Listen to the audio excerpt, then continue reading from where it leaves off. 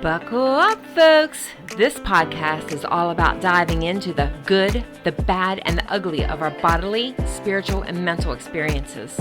If you are not prepared to challenge your assumptions, laugh at yourself, laugh at me, or maybe even shed a tear or two, then you might want to look elsewhere. But if you're ready to get real, get honest, and get a little weird, then welcome to the Just Chrissy podcast. I'm your host, Chrissy McCammon.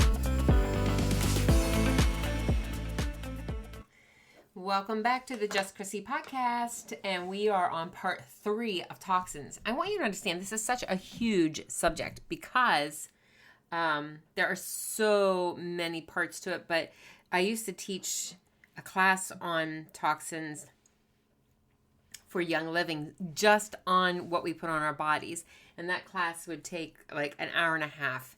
So I'm trying really, really hard to get a lot of information into these 15-minute podcasts that really are each one an hour and a half subject.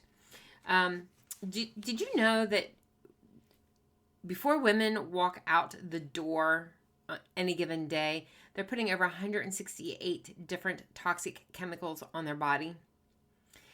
Just simply using 12 beauty or skincare products. And that with those chemicals, you're absorbing about 60% into your skin. This includes items like shampoos, conditioners, moisturizers, oils, hairstyling products, lip balm, sunscreen, lipstick, and anything else you may apply topically like lotion. So that's why a lot of times when you see me, my hair is undone. I wear no makeup. Not that you won't ever see me wearing makeup or fingernail polish, but I do limit it because isn't part of the challenge, pick your evil. I don't need to do my hair every day. I don't need to wear makeup every day, but once in a while I may for a special occasion. So all of these products, they add up quickly, which cause hidden health triggers over time if the wrong products are being used. So there's this, it's called bioaccumulation that's happening inside your body, or the rain barrel effect, where you're building up over time. The worst part is that many of these toxic chemicals aren't even required to be listed on the label. You see, the cosmetic industry isn't regulated the same way the food industry is. So technically, you could label a product organic even if it's not 100% organic. And again, let's talk about how many people do you trust to be honest when it comes to making money. I have very few people that I would trust when it comes to making money. So there is an app out there, though. You have to pay for it, but I didn't mind. I think it was like $20. And it's simply for skincare products. So there are some options. And this app is called Switch Natural. And you scan the product and she'll let you know whether this is actually a good product or not. There's other places too, like the Environmental Working Agency, where you could say go out and put your laundry detergent, like say Tide, EWG, Google, and EWG will tell you whether it's toxic or not. I am cautious about them because I have heard that they are kind of infiltrated like PubMed and some of these other places. So, I would recommend the Switch Natural app and just pay for an app that helps you. But, if you need to use the EWG, what was the other one? Think Dirty. I think that's an app, Think Dirty. You could always use that. Anyhow, the biggest problem is that it's actually worse to place the chemicals on your skin than it is to ingest them. The reason is that when you eat pesticides or other toxins and they enter your saliva, then your natural enzymes, and then that stomach acid, which remember is the washing machine, and then you have bile that at least get the opportunity to destroy some of the volatile compounds. But when you place the toxins directly on your skin, they get absorbed directly into your bloodstream. It only takes 26 seconds for that absorption process to take place. That's why I love essential oils on the skin, because they absorb very quickly. So, for instance, I love Thieves, which is a young living oil. If you're not feeling well, especially children, you can dilute it down with a little bit of coconut oil or a little bit of olive oil and put it on the bottom of their feet, and it absorbs in very quickly. I remember the one class, someone put peppermint on the bottom of their feet, and they could taste it in their mouth within a couple of minutes. It didn't take long for it to work its way through. So if you're interested in an essential oils class, in my Facebook group, Rooted in Wellness, I have one pinned to the top of that class. So go check it out. If you're interested in essential oils, they're great. Sometimes the side effects of these cosmetic chemicals can cause immediate reaction that looks like an allergy, like skin rash, headache, mood disturbances, brain fog, or fatigue. But for the most part, the chemicals just continue to compound or accumulate on a daily basis, and then eventually they will lead to cancer, fertility issues, birth defects, neurological disturbances, allergies, and autoimmune issues. That's why it's so important that you do not take like the wait and see idea. Like let's wait and see how this affects me. They do accumulate over time, so you need to be mindful of cutting down and picking good products. Or honestly, like once you get healthy, your skin actually gets healthy. Your glow comes back. Your hair is healthy. I very rarely have to use lotion. I do use my tallow on my face just because I love it. But I don't know that I would necessarily need it. So some items that you need to know. Here's to give you an idea of like how toxic these things are. Shampoo, the average number of chemicals in it, 15. Eyeshadow, average number of chemicals, 26. Lipstick, 33. Body lotion, 32. Deodorant, 15. Blush, 16. Fake tan, 22. There are a lot of things to watch out for that are on the label, but remember, they could say, for instance, fragrance is a big one. Fragrance can, I think, house up to 17,000 different types of chemicals, or there are 17,000 different ones that do not have to go on the label. And then, like, fragrance, the word can house so many thousand, and they just say fragrance or perfume. But, and then if you ask, like, what's in there, they're like, oh, it's proprietary. We don't want to give that away because then we're giving up the recipe for our product. So it's a tricky thing. And then like if it's below a certain amount of whatever, it doesn't even need to be on the label. It's just interesting. So here's some things you need to look out for. Formaldehyde, probable cancer causing carcinogen and irritant found in nail products, hair dye, fake eyelash adhesives, shampoos. This is banned in the EU. Now, I haven't looked the numbers up for a while, but chemicals that were banned in the EU, European Union, is about, I'm going to say 1,100. It's either 1,100 or 1,300 chemicals. In the US, I think the last I heard, we are at 15. That's right, 15.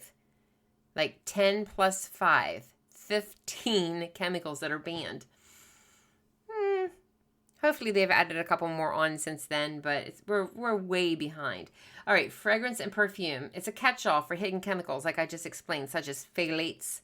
Fragrance is connected to headaches, dizziness, asthma, and allergies. We talked about lead. We talked about mercury, so I'm not going to go there again. But mineral oil. Mineral oil is a byproduct of petroleum that is used in baby oil, moisturizers, and styling gels. It creates a film that impairs the skin's ability to release toxins. Listen, we've talked about this. Sweating is important. You need to be able to sweat. And so if you're putting things on your skin that are clogging those pores and creating kind of a blanket that it can't get out, that is not healthy. Oxybenzone is an active ingredient in chemical sunscreens that accumulates in fatty tissues and is linked to allergies, hormone disruption because it increases estrogen, cellular damage, and low birth weight. And then you have parabens used as preservatives and found in many products, and it's linked to cancer, endocrine hormone disruption, and reproductive toxicity. Listen, when you put these chemicals on your body doesn't know the difference between this chemical and the hormone itself. And so it can go in and sit on the receptor, and you may go get all these tests done, these blood tests done. And you're like talking to your doctor and you're saying, listen, I become a dragon. Like every month I become this like dragon woman and I don't know what's wrong, but something is wrong. And they're like, oh, your tests look fine. Your tests look fine. It could be that you have a chemical toxicity and that they have replaced the hormone on the receptor. And so the tests look fine, but you know you're not fine. Phthalates. Now this is PHTHALATES. They are plasticizers. They are banned in the European Union and California in children's toys, but they present in many fragrances, perfumes, deodorants, lotions, and they are linked to endocrine hormone disruption, liver, kidney, lung damage, and cancer. If you're trying to have a baby and you can't get pregnant, listen, you got to be looking at these things. Time is moving along. Okay, sodium lauryl sulfate, or ether, or SLS, or SLES. It's a former industrial degreaser now used to make soap foamy. It's a toxin absorbed into the skin and irritates the skin. When people get clean, like when they use my laundry detergent that I make, or I have the recipe in my Facebook group, Rooted in Wellness LLC, they're like, it doesn't suds up. No, it doesn't, because it's natural. The suds are just to trick you into thinking that it's working. It really is a chemical. How about talc?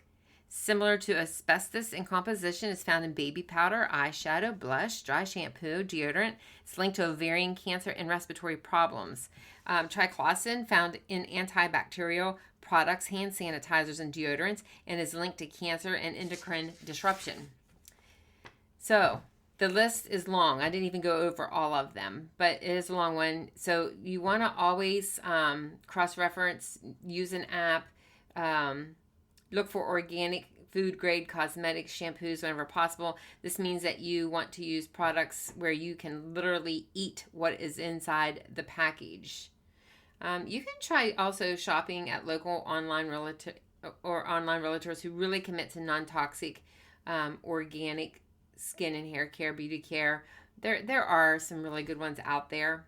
And I just want to touch on sunscreen. I know we touched on it a little bit in the D3 podcast, but you got to understand, although the FDA has directly stated we are not aware of data demonstrating that sunscreen use alone helps prevent skin cancer.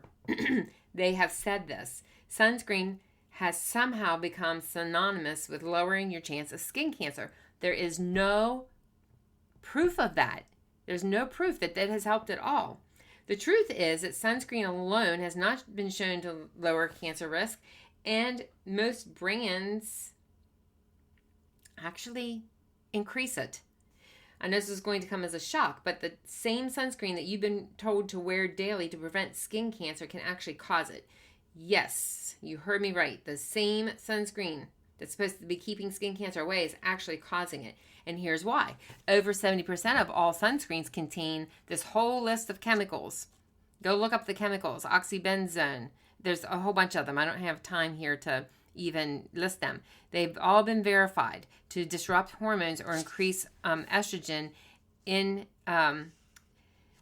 your body. So the Center for Disease Control has now detected that oxybenzone is detected in 96% of the population of children and adults.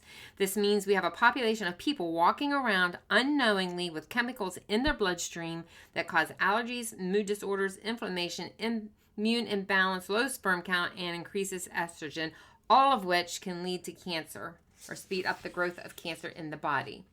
Plus, using sunscreen all day lowers the levels of vitamin D, which we had talked about that. And this can increase the likelihood of cancer because in this cancer cells proliferating and dozens of other diseases.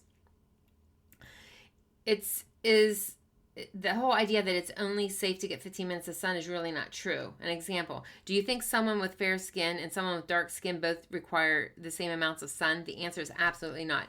Each individual needs a specific amount based on his or her own physiology in order to produce enough vitamin D. So for some people it might be 15 minutes or maybe it's 5 hours, but there's not a one size fits all. We're not advocating here, though, for getting sunburnt. We don't ever want you to get burnt because burning does do damage to your skin. It inflames your immune system. It causes further health issues. But what we are saying is, say, safe skin exposure, like build a little tan. Like when you're out in the sun, get uncovered for enough time to get a little pink hue on your skin. At that time, it's best to get out of the sun. Put on something, cover up, or use a non-carcinogenic mineral, not chemical, sunscreen. Anyhow, wow, it's 16 minutes already. This concludes the information. I'm going to not share anything more about actual toxins because I think you got the idea. Like you got enough to get started. But tomorrow I'm going to share some ideas for things that you can trade out to start decreasing the chemical toxin load in your home and on your body.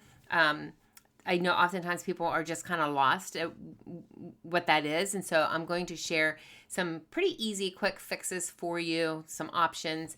And 5, 4, 3, 2, 1, make sure to come back tomorrow for the rest of the story.